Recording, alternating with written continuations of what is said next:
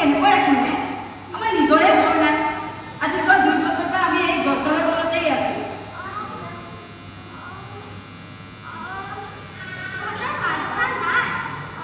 আছে চাগে। যাৰ মই দিনটোৰ পৰা এনেকৈ ঘূৰি ফুৰি আছো। ৰাস্তাৰ কাষত বুটলি টেম্পত দিওঁ। আজিতো যাবই নোৱাৰিম। তাই কি হৈছে? বৰ কষ্ট থকা যেন পাইছো। আজি ৰাতিপুৱা মস্ত ডাঙৰ গছডাল তাইক কৰি মৰম কৰিলে। মালিকৰ ঘৰৰ পৰা গোটেই কিবা খোৱা বস্তু লৈ আহিছো।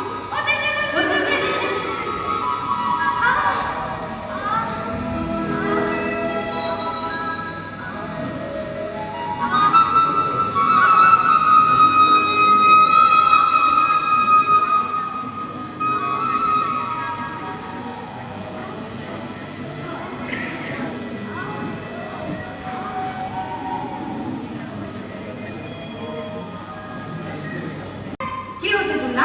ভৰাইছ কিয়? গজালে পিন্ধিছে? নলাত জাপ মাৰিছিলি চাগৈ? তোক কিমান বাৰ কৈছোহে নলাত জাপ নামাৰিবি। এটা পাইছ নহয় মজাটো।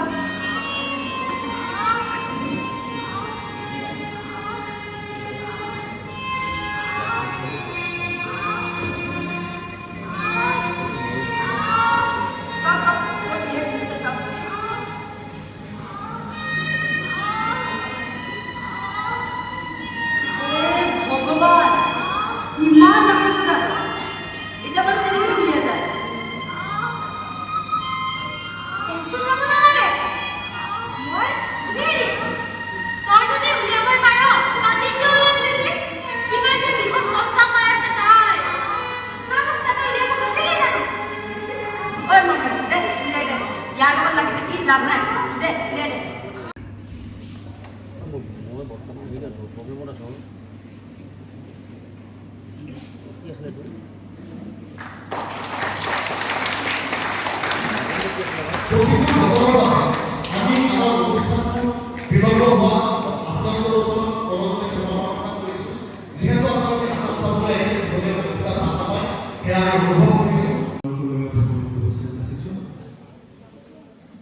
স্কুলৰ দায়িত্ব অন্যান্য কিবা পঢ়া শুনা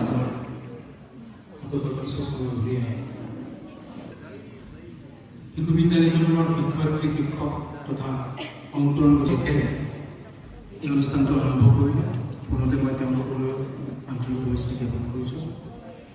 নৃত্যকলা সহজ কলা নহয়। নৃত্যকলা খুবেই ভাল লাগিল এইটো অনুষ্ঠানত উপস্থিত থাকিবলৈ পাই। ভবা নাছিলোঁ মই যে আহিব পাৰিম, তথাপি ভগৱানে মিলালে আহিলোঁ। খুব ভাল লাগিল। এতিয়া নাটক দুখন চাম বুলি ভাবিছোঁ। 10 দিনীয়া কৰ্মশালাত যদিও সীমিত সময়, নিশ্চয় কিবা হ'লেও উপকৃত হ'ব ল'ৰা ছোৱালীখিনি। এতিয়া সেই বাবা মাইনাহঁতক মোৰ ফালৰ পৰা কৃতজ্ঞতা যাচিছোঁ। লগতে অংকুৰণৰ উদ্যোগত আৰু ক্ষেত্ৰী শংকৰদেৱ শিশু বিদ্যা নিকেতনৰ সহযোগত এই প্ৰয়াসটোৰ কাৰণে মই তেখেতসকলক মই ধন্যবাদ দিছোঁ। আৰু এনেকৈ আচলতে চৰ্চাৰ মাজেদিয়ে হ'ব।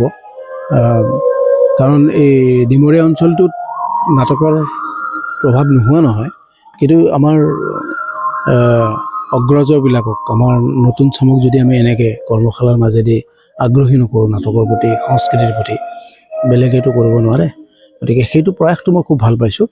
ভৱিষ্যত উজ্জ্বল কামনা কৰিছোঁ। আকৌ এনেকুৱা ভাল এটা হওক তাকে কামনা কৰিছোঁ। আপুনি যিহেতু এগৰাকী শিল্পী, এইবাৰ জুবিন দা নাই আৰু জুবিন দা অবিহনে প্ৰথম বিহু। কি ক'ম, ক'বাৰতো ভাষাই নাই। জুবিনবিহীন আমি ভাবিবই নোৱাৰোঁ। কায়িকভাৱে নাই, কিন্তু আমাৰ বুকুৰ মাজত সদায় আছে, সদায় থাকিব। হয়, বিহু বুলি ক'লেতো জুবিনৰ নামটো প্ৰথমে আহিব, সেইটো দুখটো থাকিব। চাওক কি হয় আৰু। মই উৎপল তালুকদাৰ। যোৱা 19 তাৰিখৰ পৰা 19 মাৰ্চৰ পৰা আমাৰ নিকেতনৰ উদ্যোগত আৰু অংকুৰণৰ সহযোগত নাট্য কৰ্মশালাখন চলি আছিল। আৰু ইয়াৰ উদ্দেশ্য হৈছে আমাৰ যে নতুন প্ৰজন্মক নাটকৰ প্ৰতি আকৃষ্ট কৰিব লাগে। তেওঁলোকক এই যে নাটক হ'ল আমাৰ সমাজৰ ওচৰলৈ বক্তব্যবিলাক অতি সোনকালে বিয়পাই দিয়াৰ এটা মাধ্যম আৰু সেই উদ্দেশ্য আগত ৰাখি আমি আমাৰ এই গৌৰৱময় ইতিহাসৰ পৰম্পৰাক আৰু মধিয়ান কৰাৰ উদ্দেশ্যে আমাৰ এই কৰ্মশালাখন আমাৰ অংকুৰণৰ উদ্যোগত আৰু শংকৰদেৱ শিশু নিকেতনৰ সহযোগত আমি ইয়াত 10 দিনীয়া কাৰ্যসূচীৰে পালন কৰিছিলোঁ, অনুষ্ঠিত কৰিছিলোঁ।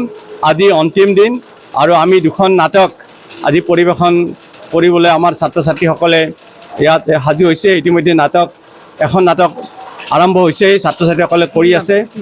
এখন নাম যুগ বুলি আৰু আনখন হৈছে প্ৰথম নাটকখন হ'ল আপোনাৰ ৰজত কোমল বঁটাপ্ৰাপ্ত পৰিচালক কৃপাল কলিতাদেৱৰ ৰচনাৰে আৰু আমাৰ নিকেতনৰ আচাৰ্য দীপিকা ডেকাৰ পৰিচালনাৰে নৱেম্বৰৰ এনিশা। আৰু দ্বিতীয়খন নাটক হ'ল ৰক্ষশ্ৰী নাট্যকাৰ সঞ্জিত শৰ্মাদেৱৰ ৰচনা তথা পৰিচালনাৰে দত যুগ। আৰু আমাৰ এই অনুষ্ঠানটোত আমি বিশিষ্ট অতিথি হিচাপে আজি নিমন্ত্ৰণ জনাইছিলোঁ অসমৰ বলিষ্ঠ অভিনেতা, আপোনালোকে চবেই চিনি পায় হিৰণ্য ডেকাদেৱক। মাজতে এই চেগতে মই সুবিধা পাইছোঁ কাৰণে মই কৈ থওঁ যে এই নাট্য কৰ্মশালাখনৰ উদ্দেশ্য হ'ল শিশুসকলৰ মাজত মানসিক আৰু তেওঁলোকৰ বৌদ্ধিক চিন্তাৰ বিকাশ কৰি আমি যাতে তেওঁলোকক সমাজত সুস্থ ভৱিষ্যতৰ নাগৰিক হিচাপে গঢ়ি তুলিব পাৰোঁ, এয়া আমাৰ প্ৰথম প্ৰয়াস আছিলে। আৰু আমি যিটো দৰ্শকৰ পৰা সঁহাৰি পাইছোঁ, অভিভাৱকসকলৰ পৰা যিটো সঁহাৰি পাইছোঁ, সেয়া সঁচাই প্ৰশংসনীয়। আৰু অনাগত দিনতো আমি তেওঁলোকক প্ৰতিশ্ৰুতি দিছোঁ যে এই ধাৰা আমি অব্যাহত ৰাখিম।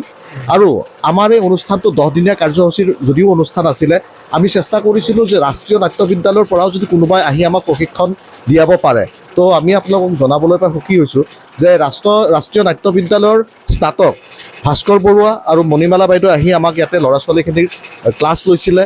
কৃপাল কলিতাদেৱে নিজে আহি ল'ৰা ছোৱালীখিনিৰ ক্লাছ লৈছে। জাগিৰোড ড্ৰামা কলেজৰ ফেকাল্টি বিজিত দাস তেখেতেও আহি ইয়াতে ক্লাছ লৈছে। তো আমি চেষ্টা কৰিছোঁ যে যিমানখিনি ল'ৰা ছোৱালীখিনিকে 10 দিনত আমি দিব পাৰোঁ, আমি চেষ্টা কৰিছিলোঁ আৰু তাৰে ফল আজি তেওঁলোকে এই 2খন নাট মঞ্চস্থ কৰি আছে। ধন্যবাদ।